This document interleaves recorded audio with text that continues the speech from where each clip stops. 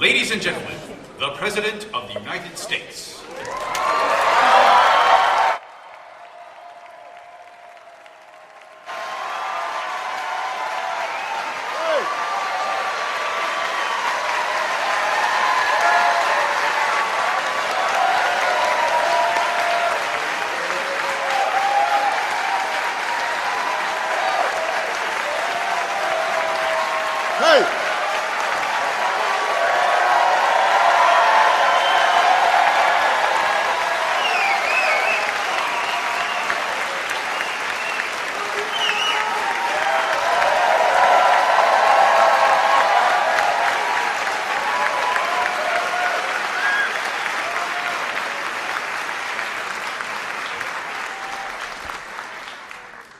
What'd I miss?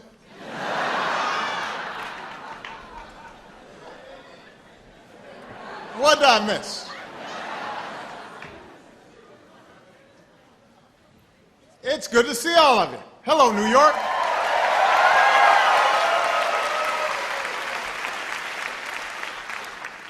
I am annoyed that I did not get to see this show again. Michelle and I love this show.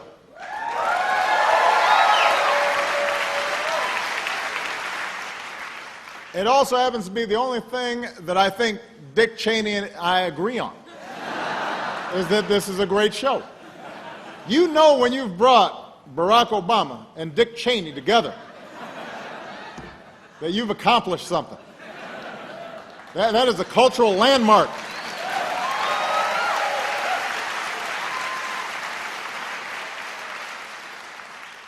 Please give it up for Lin-Manuel Miranda and the entire cast. We love him.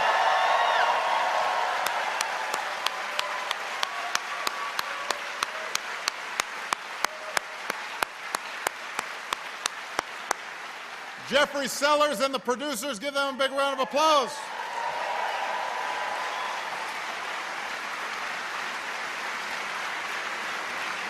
Margot Lyon for always bringing me to Broadway.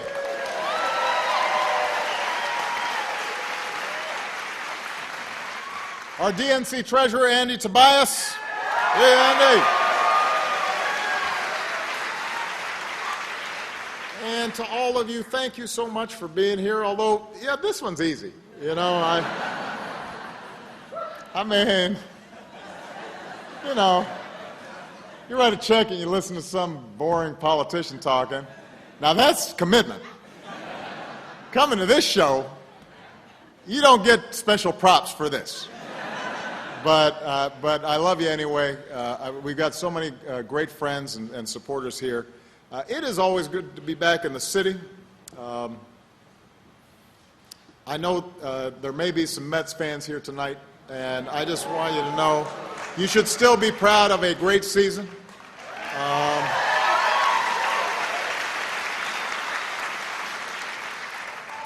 If you're not happy, Josh Earnest, my press secretary, is a big Royals fan, so you can take it up with him. 7 years ago, we came together not just to elect a president, but to reaffirm a fundamental belief, a belief that was on display here tonight, that people who love their country can change it.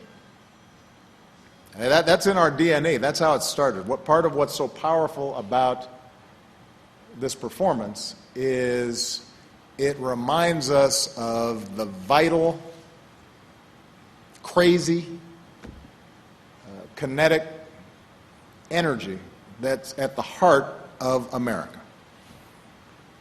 That people who have a vision and a set of ideals can transform the world.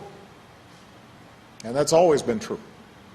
That was true at the founding. That was true for women winning the right to vote. It was true for the abolition movement and the civil rights movement.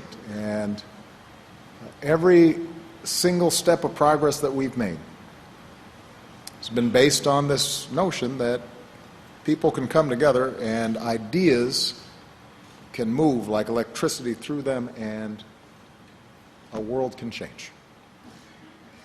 And that faith has been tested at times by war and by recession, and during the course of my presidency by politics and obstruction, and by a chorus of cynics who said that we were foolish to keep believing and naive to keep on trying. But thanks to folks like you, this country is moving forward. This country is moving forward.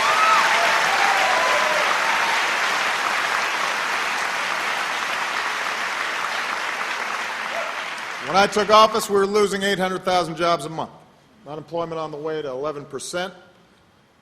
Because of you, over the last 5.5 years, our business has created more than 13 million jobs. The unemployment rate's down to 5.1%. The job openings are highest in any time since the 1970s. We were warned we couldn't reform Wall Street or create new protections for consumers or ask the wealthiest Americans to pay a little bit more without stifling the markets and crushing jobs. And we did it, and the stock market more than doubled, and we've seen the longest streak of job creation in American history. When I took office, more than 15% of Americans didn't have health insurance. We changed that, and for the first time on record, more than 90% of Americans do have coverage.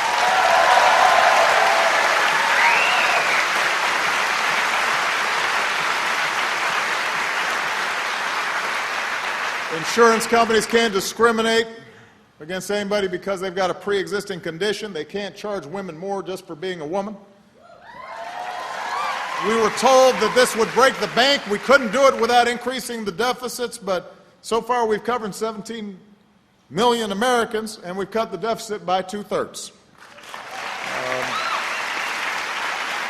And healthcare inflation's gone down has increased at the slowest rate in 50 years during this entire time. And it just so happens this all started right when I signed Obamacare into law. When I took office, we were hopelessly addicted to foreign oil. We've cut our oil imports by more than half. We have tripled the amount of energy we generate from wind. 20 times more solar power is generated today than it was when I took office.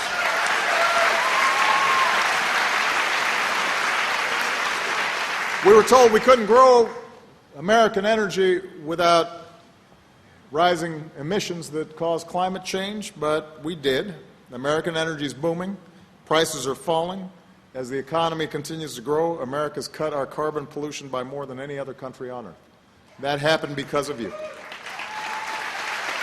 When I took office, our influence around the world was waning. Our standing diminished. And we changed that. Today, America leads the world in confronting new threats. We made sure Iran doesn't get a nuclear weapon. We're making sure that we address climate change globally. We're writing smarter, stronger trade rules for the 21st century. We've begun a new chapter working with the Cuban people. We have brought thousands of brave Americans home to their families. There is not a measure economically by which, if Ronald Reagan were here and asked the question, "Are you better off than you were 4 years ago?" the answer wouldn't be yes.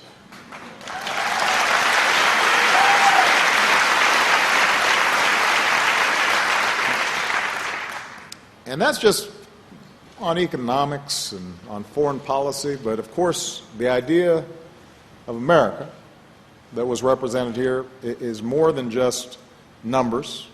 It's more than just statistics.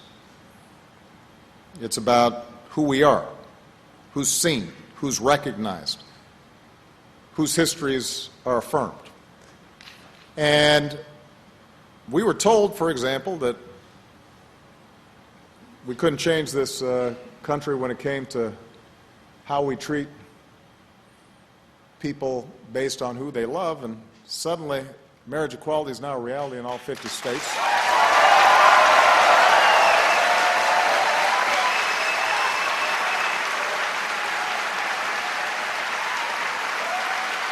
Don't ask, don't tell, don't exist no more.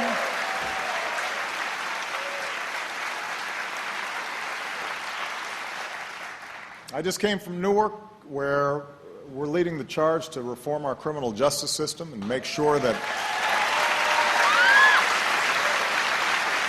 we think about crime in different ways so that we keep our streets safe, but we don't incarcerate more people than any other nation on earth.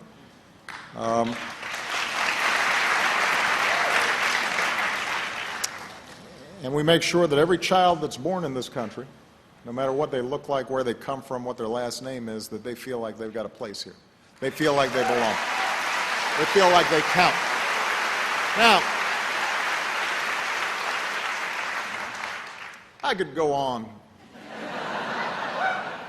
I've got a longer list.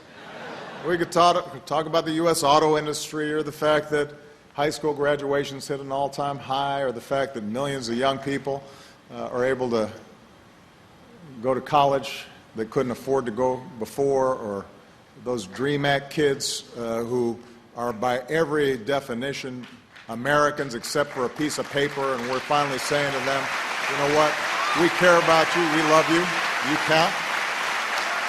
There's a whole bunch of other stuff we can talk about. But here's what's interesting. I don't know if the Republicans who are running for this office know any of these things.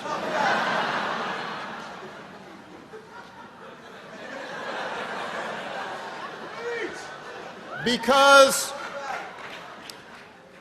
they occupy a different reality, it seems. According to them, everything was really good in 2008, when we were going through the worst economic crisis in our lifetimes. Unemployment and uninsured rates were up, and we were hopelessly addicted to foreign oil, and bin Laden was still on the loose. This apparently was the golden age that I messed up.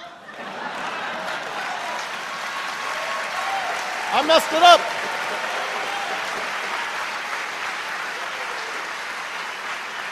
And Obamacare and immigrants and taxes and deficits all just messed everything up. And they're so glum. They're really so frustrated. And, look, part of our DNA is we're always dissatisfied. That's part of what makes America great. We don't rest on our laurels, right? We always find something wrong. And there is a lot that has to be fixed. Everybody here has got a list of things that we have to tackle. But maybe what makes us a little different as Democrats is we try to base our analysis on facts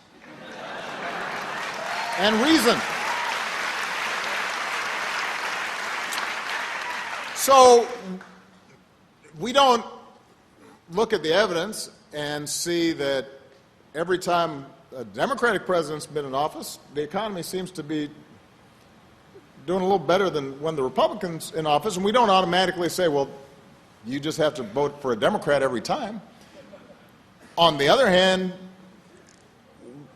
we also don't say that if you cut taxes for the very top 1% and the economy doesn't do well, that doing more of that will grow the economy by 4 or 5 or 8%. We don't do that either because that's factually seems to be incorrect.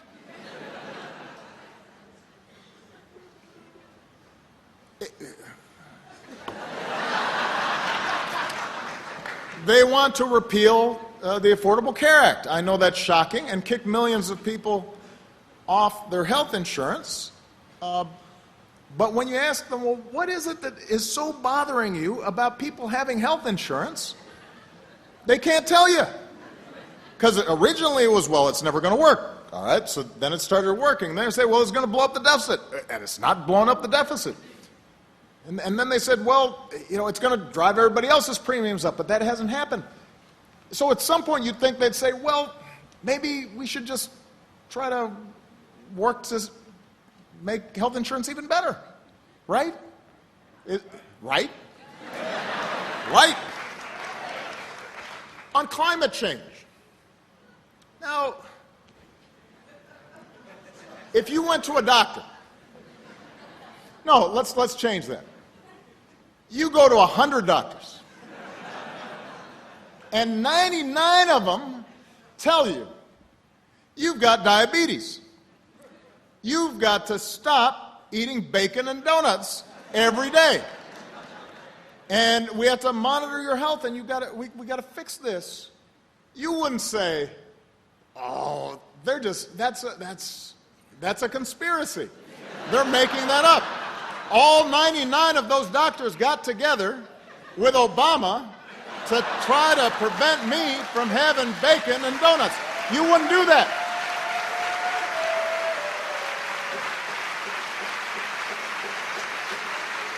That's not what you do. There's not a single person who would do that.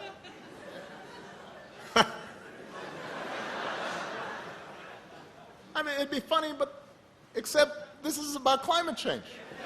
This was an analogy. And the planet's warming.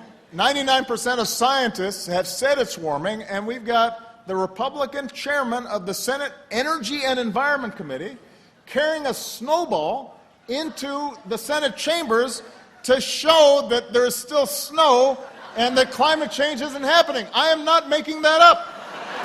That's what happened. That's what happened. That's crazy.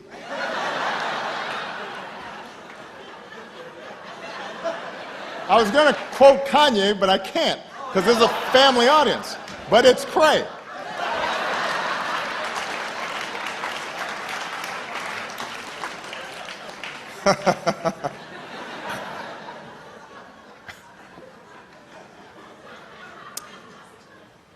And by the way, the same thing is true on foreign policy. I don't want to keep on going, but have you noticed that every one of these candidates say, Obama's weak. He's Putin's kicking sand in his face. When I talk to Putin, he's going to straighten out. Just looking at him, he's going to be. And then it turns out they can't handle a bunch of CNBC moderators at a debate.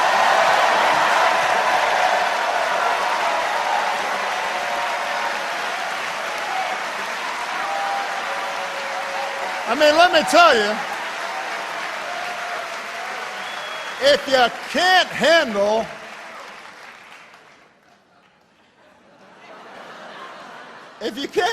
those guys,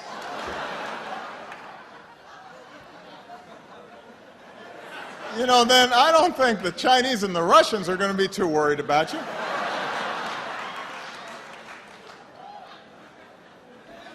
Anyway, look,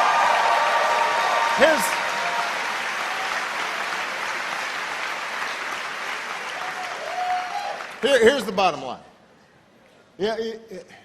Politics in this country have always been based on warring impulses between hope and fear. And fear is a powerful thing. And you can have a politics that's based on looking backwards and worrying about them versus us, and sometimes that can win an election or two. But that's not what's best in us. What's best in us is not fear. What's best in us is hope. What's best in us is the Statue of Liberty and welcoming in immigrants from around the world to seek a better life. What's best in us is when we're fighting to make sure that everybody in this country who's working hard gets paid a living wage. What's best in us is saying that women should get paid the same for doing the same work that men are doing. What's best in us is when we say that employers shouldn't discriminate because of what you look like. It shouldn't discriminate because of who you love. It should simply base their judgments on the job you do and the character that you display. America's at its best when we care for the most vulnerable in our society. America's at its best when we say that the economy works when everybody's got a shot. That's not just good for workers, that's also good for businesses, because then they can buy the car that you manufacture, and because they've got decent wages, they can afford to buy the new appliance or buy a house or buy tickets to Hamilton. That's a good thing for all of us when everybody from the bottom up has a chance at life. That's when America's at its best. And I know in this political season that politics sometimes doesn't seem like it reflects the common sense and the decency and the goodness that is out there. And people get discouraged. It gets frustrating. And we have a system and we've got a media that so often rewards controversy and anger and how loud and confrontational you are. But that's not America. That's a sliver of America. Well, one of the great privileges of being President of the United States is you get to travel all around this country and you see people from every walk of life. You talk to business leaders who have created incredible companies and changed our lives for the better, and you talk to ex-offenders who've somehow found it within themselves to turn their lives around and gotten a job and are now raising families. You talk to farmers out in little rural corners of the country who understand that they've got an obligation to do something about climate change because they're close to the earth and they see how it affects them. You talk to hunters who are appalled by children being gunned down in their own schools and say that my interpretation of the Second Amendment is compatible with common sense gun safety rules.